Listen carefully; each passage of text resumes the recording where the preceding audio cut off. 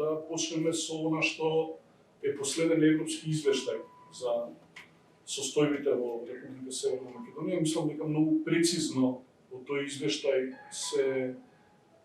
отцртува целата ситуација, се укажува на стагнирањето на демократскиот развој, стагнирањето на државата комплетно во својот развој, но исто постојат и полиња кои укажуваат на назадување на Република Северна Македонија. И ова е најлошиот европски извештај после 9-10 години кои Република Северна Македонија го добила. Тоа покажува дека државата се движи во една сосема погрешна насока и дека тој извештај е наистина релевантен и гледавме обиди како и премиерот и претседателката на државата се обидуваат да го релативизираат, нарекувајќи го извештајче, но тоа само покажува дека нашата држава повторно се враќа кон своите авторитарни тенденции. Постојат и други моменти кои покажуваат дека власта се откажува од Европскиот пакт и се враќа на она што и ние го очекувавме, за жал од ВМРО-ДПМНЕ во своите со нивното искуство на авторитарно владење, а тоа е да речеме и последната резолуција во собранието која усвои владеачкото мнозинство, во кое, замислете, се осудува опозицијата за своето делување, кој самиот чин исто така покажува дека се враќа јасно на авторитарни тенденции. Вчера низ медиумите можевме да видиме за новинарката Зејнели дека почната постапка за незе во обвинителство, осудена затоа што при своето известување, замислете, го навела името на судијата и тоа да ти било според обвинителството новинарската работа да представува оддавање на лични податоци затоа што го навела името и презимето на судијата во одреден случај. Имавме во првите 6 месеци од новата власт неколку сериозни испади на премиерот со лоши пораки кон опозицијата, со закана тип од влечење за уши, вадење од дома и така натаму. Потоа гледаме речиси 2 години владење без покажување на никаква политичка одговорност, не зборувам за правна. Прво во делот дека пред изборите зборуваа дека ќе го заустават Преспанскиот договор, ќе го изменат со паролата никогаш Северна само Македонија и гледаме дека тоа се заборави, затоа никој не поднесува одговорност, значи имаше една лажна кампања користена националистичка за дојдат власт, нема никакво извинување за лажење на гласачите. Потоа го имавме случајот со Кочани, каде што тој трагичен случај, најтрагичен од независноста до денеска, каде што загинаа 63 лица и се една страна правните постапки. Ние не видовме во владата никој да понесе морална политичка одговорност, што е пракса во демократски општества. За еден таков случај, за починати 63 лица, ниту министерот за внатрешни, ниту некој друг член од владата не поднесе морална одговорност за да покаже демократски капацитет. Еден многу контрадикторен случај на тоа видовме во Словенија, каде што за едно убиство, случајно во некој кафуле дискотека, поднесоа двајца министри оставка, и министер за правда и министер за внатрешни работи на Словенија, и тоа исто така го покажува капацитетот на нашата влада да се движи кон авторитарни тенденции, а да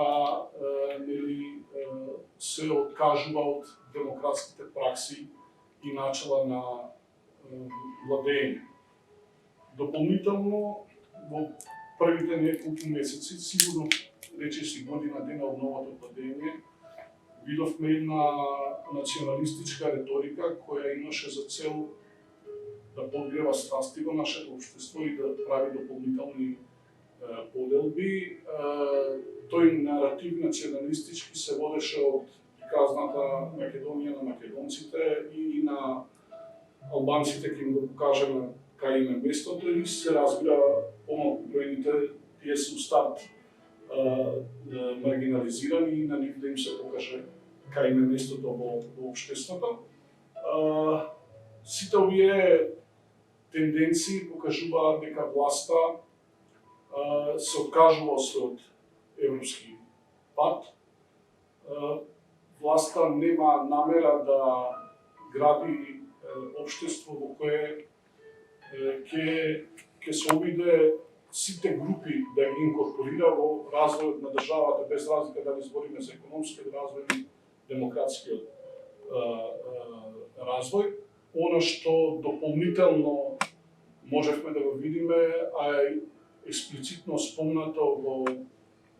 европскиот извештај за прв пат, а тоа е дека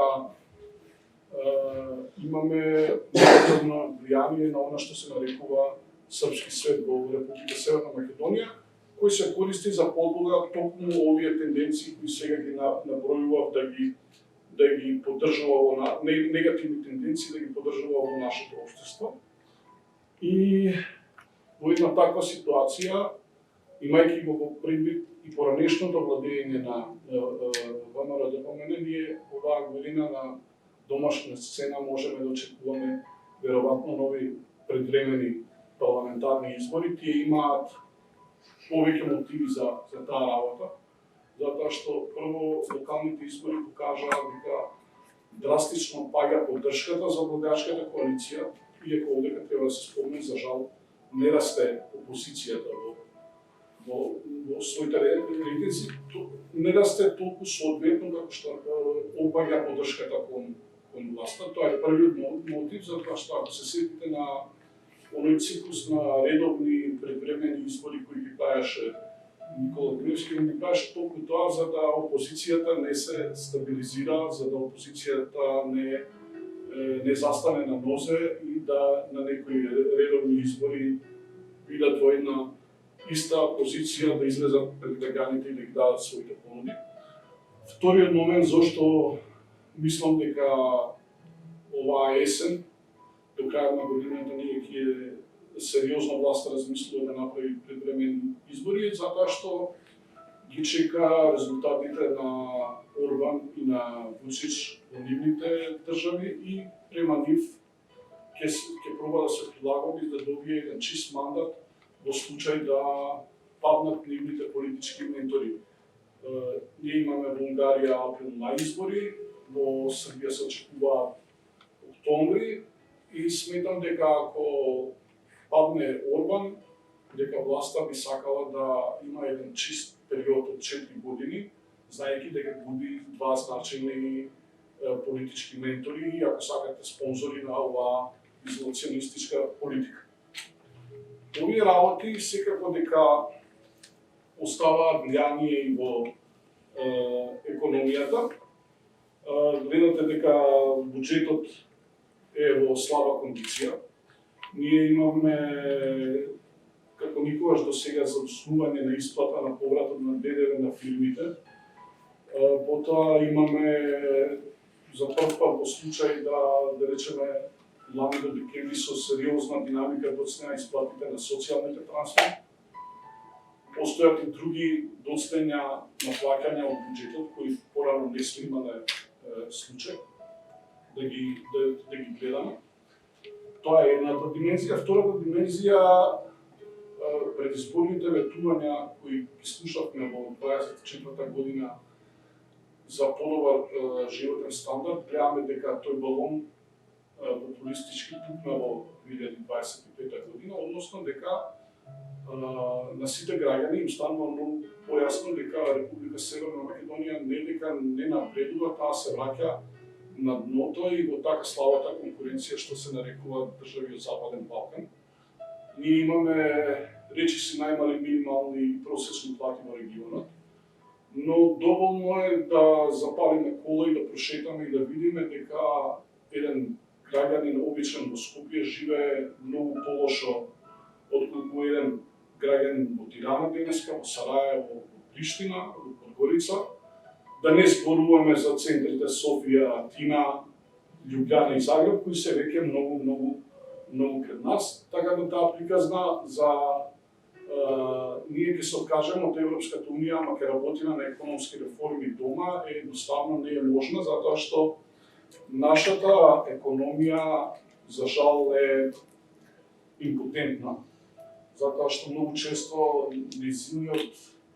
раст е помал од стапката на инфлација во државата и дека ние едноставно мораме да направиме структурни реформи. Ако целиот економски развој го ставите во една рамка од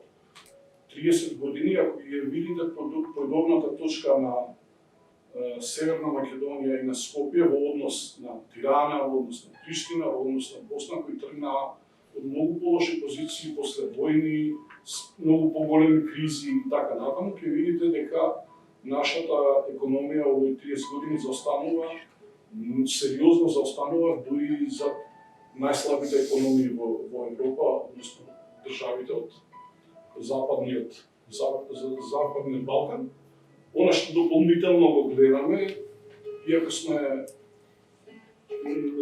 оваа власт има еден бенефит да владе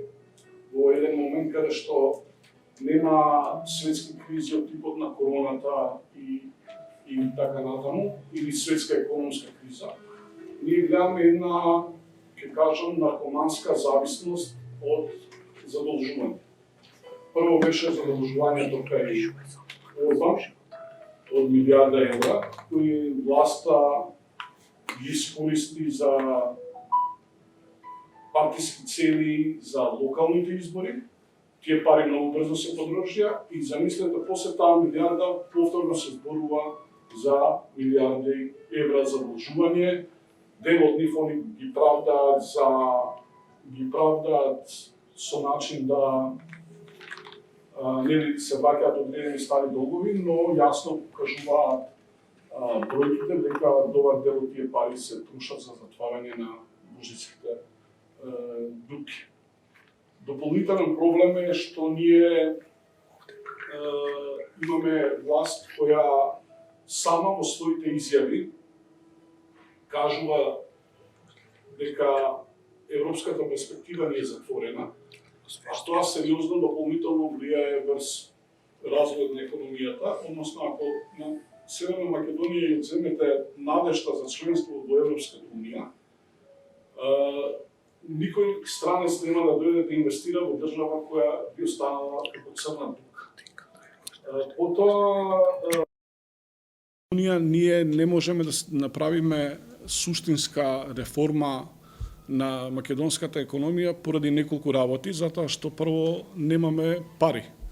второ немаме знаење и трето немаме технологија која ни е потребна за да можеме да ја подигнеме вистински стапки на развој на овој дел на моето првично излагање сакам да го заокружам освен домашната и економската политика да зборуваме за новата позиција на Северна Македонија во надворешната политика која исто така бележи драматични влошувања. Блокираните европски интеграции, како што гледате, прво влијаат и во домашната политика затоа што се нарушува меѓуетничката кохезија. Потоа влијае, како што зборевме, нели, негативно врз економијата. Сега ние ако повторно ставиме во една поголема рамка, Република Северна Македонија некогаш беше лидер на Западниот Балкан во европските интеграции. 2001 година ние добивме пред Хрватска програма за стабилизација и асоциација, а 2005 година заедно со Хрватска станавме кандидати членки за Европската унија. Како што гледате, ако на почетокот на 90-тите ние сме можеле да се компарираме во нашиот животен стандард и со Бугарија и со Хрватска, денеска тоа едноставно поради нивното членство во Европската унија невозможно, а тоа поради оваа изолационистичка политика која води власта ќе стане многу брзо видливо и на нашите случаи на компарирање на економскиот и квалитет на живот со Албанија и со Црна Гора. Ако ние го пропуштиме овој воз за 2029 и 2030 година, по некое време, како што денеска не можеме да се компарираме ниту со Хрватска, ниту со Бугарија, ние нема да можеме да се компарираме ниту со Албанија, ниту со Црна Гора во следната деценија, во она што се нарекува квалитет на живот. Потоа гледаме јасна тенденција од премиерот, председателката на државата, од владата, да нашата држава се изолира од она што се нарекува демократски свет, покрај сите случувања, целата криза, руската агресија во Украина, геноцидот на Израел врз палестинците во Газа, односите помеѓу Америка и САД кои се урушуваат во драстична мерка. Она што треба да е позиција на Република Северна Македонија е дека ние нашите стратешки цели сме ги одредиле. Едната стратешка цел сме ја исполниле, а тоа е членството во НАТО, и треба да се стремиме што побрзо заедно со Црна Гора и со Албанија да ја оствариме втората наша стратешка цел, членство во Европската унија, но нашата влада од тоа се откажува и влегува во друштво со двајца авторитарни лидери. Едниот е Орбан, кој е директен спонзор, и вториот е исто така директен спонзор, а тоа е Александар Вучич. Првиот Орбан е директен прокси на Русија во Европската унија, а Александар Вучич е директен прокси на режимот на Вучич е директен прокси на Русија, но она што се нарекува Западен Балкан. Власта се обидуваше да избегнува разговор на овие теми, кои ги отвараме година дена, но ова, како што гледате, заврши во два важни документи за Северна Македонија. Првиот го спомнавме европскиот извештај, а вториот заврши во документот за Западен Балкан кој е усвоен во Американскиот конгрес, во кој јасно се нацртува дека режимот во Белград прво прави проблеми во Србија и прави проблеми во однос на фери демократски избори и има негативно влијание. Така да овие две прашања, колку власта да се обидуваше да ги заобиколи, веќе стана тема увезена од надвор, затоа што таа реалност е многу поголема од обидот за да не се разговара на тие теми. Тоа е една работа. И втора работа е дека, ако ги видите инвестициите кои доаѓаат, сите нормални инвестиции веќе почнуваат да се повлекуваат, но имаме два моменти. Првиот е со Алта банка блиска до режимот на Вучич, и вториот е најавениот нов оператор кој доаѓа од Унгарија. Нели, случајно во наводници, двата економски проекта кои доаѓаат од политичките спонзори на оваа власт. Власта пробуваше овај да го сокрие со една реторика дека ете они се за некакво партнерство со американците, една неискрена реторика, и тој про-Трамп наратив со него да проба да покријат антиевропската агенда која спроведуваат во согласност со политиките и на Вучич и на Орбан. Односно, Македонија стана, ако е Орбан и Вучич се прокси на Русија, Македонија комплетно се стави во функција да биде прокси на Орбан и на Вучич. Што би се рекло втора рака подизедувачи на деструктивни политики во овој регион. Во делот на изјавите кои ги гледаме, ние повторно се враќаме во една ситуација која ја бележевме, да речеме, од 2008 година до 2016, да преку своите пропаганди, преку својата реторика, преку блиските медиуми, власта создава една перцепција дека Европска унија е непријател на нашата држава и дека Европска унија земала да направи некаков заговор со иднината на Република Северна Македонија и во тој контекст се повторно нели и изјавите на премиерот дека он нема да го отвори европскиот пат, ставајќи при тоа барања кои јасно ништо не зависат од Европската унија, односно поставувајќи услови кои не може да се исполнат за да Република Северна Македонија не го продолжи својот пат. И она што исто во надворешната политика може да се види е дека и поумерени изјави дава министерот за надворешни работи Тимчо Муцунски, кој како да има мака да ја оправда позицијата и реалната политика и динамика која наметнува премиерот Мицковски и ингеренциите кои тука ги има и председателката Силјановска Давкова во своите позиции, кои дополнително Македонија во буткаат во една антиевропска приказна. При тоа, фрлајќи ги на страна сите можни придобивки кои требаше да ги ползуваме од тешките компромиси кои како држава веќе сме ги направиле и со Преспанскиот договор и со договорот за добро соседство со Бугарија и така доведувајќи ја државата на дупло голо политика во меѓународната заедница. И ова ќе трае се до оној момент доека главните спонзори на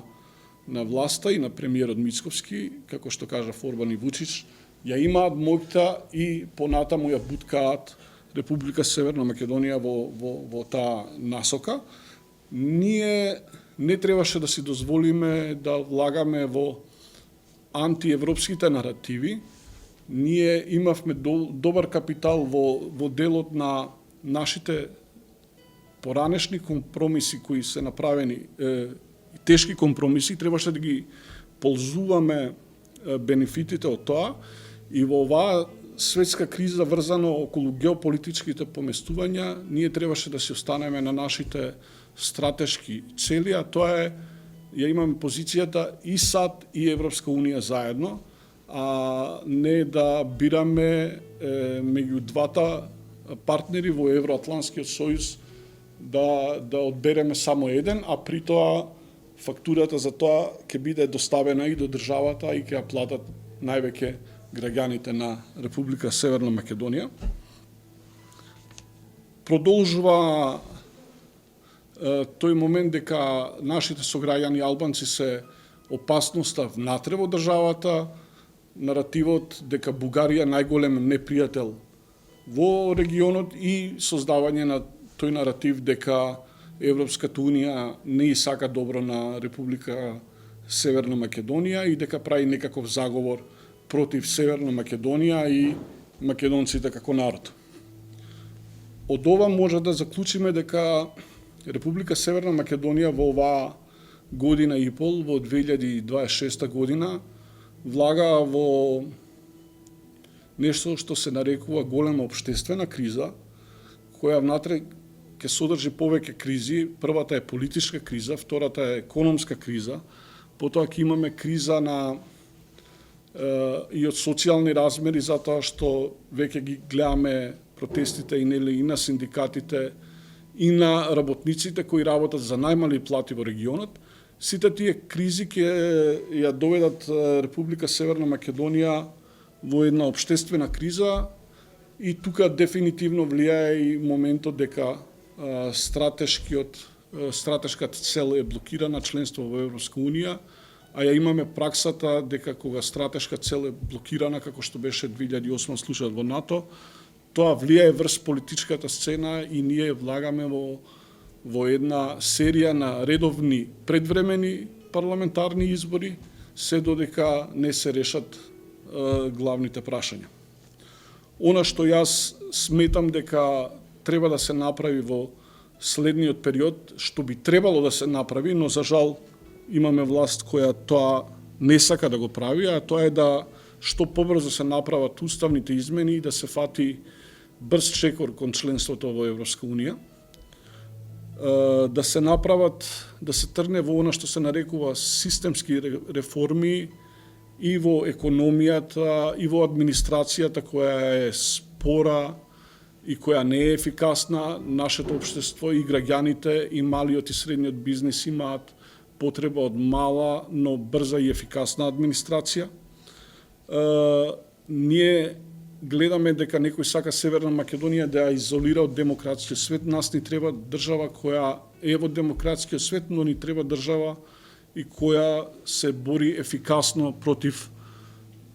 и криминалот и корупцијата. Гледам дека во наративите во последниот период само се зборува за корупцијата, но корупцијата е во Македонија е главна тема, но таа не може да се одвои од она што се нарекува